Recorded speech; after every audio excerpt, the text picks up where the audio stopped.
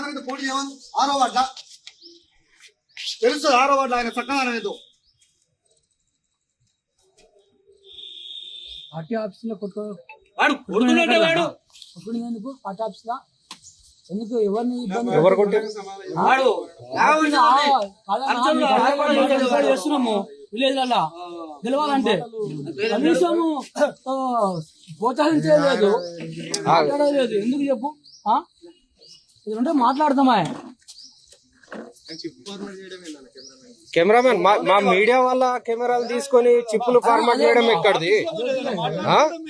మేము మీడియా మాకు స్వేచ్ఛ లేదా? మీ ఇల్లా ఇదేమన్నా? ఇది బీజేపీ పార్టీ ఆఫీస్. ఇది మమ్మల్ని ఎందుకు ఇన్వైట్ చేస్తారు? మేము మీడియా కదా, మాకు కూడా స్వేచ్ఛ ఉంది. మీ ఇంటి పార్టీ కాదు, ఇది జాతీయ పార్టీ. ఇది మా మీడియా మీద మా మీడియా మెంబర్ కార్డులు తీసుకొని ఫార్మాట్ చేసే ధైర్యం ఉందా మీకు? వాడు నన్ను కొట్టిండు, అద్దాలు పోయిన వాడు నా మీద గుద్దిండు. ఎందుకంటే ఇప్పుడైనా చెప్పలే పట్టుకుని క్షమాపణ చెప్పినాక నేను ఇక్కడ నేను మొత్తం మనుషులందరినీ తీసుకొచ్చుకుంటా, నా బలం ఏందో చూపిస్తా. నేనైతే వదిలిపెట్టాను. నేను ఏమనలే, నేను అధ్యక్షుడు ఆర్గ్యుమెంట్ చేస్తే వాడు నన్ను కొడతాడు. ఇప్పటి వరకు నాకు దెబ్బేసిన లేడు. నేను ఇప్పుడు ఒక్క మెసేజ్ పెడితే అప్పుడు వేరే ఉంటది. నేను ఏమన్నా వాడి మనిషి వాడు ఎట్లా వచ్చి నాకు గల్లబట్టి కొడతాడు. నా అద్దాలు జరైతే పుచ్చుకును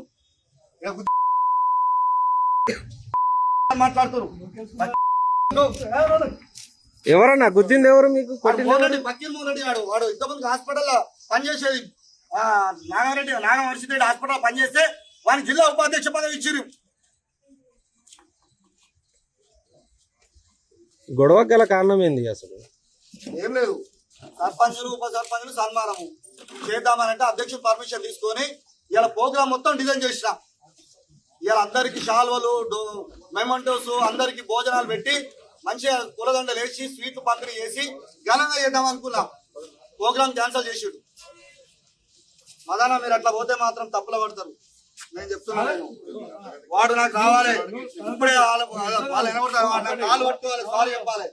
లేకపోతే వాని ఇంకా జ్వరపడతా నేను.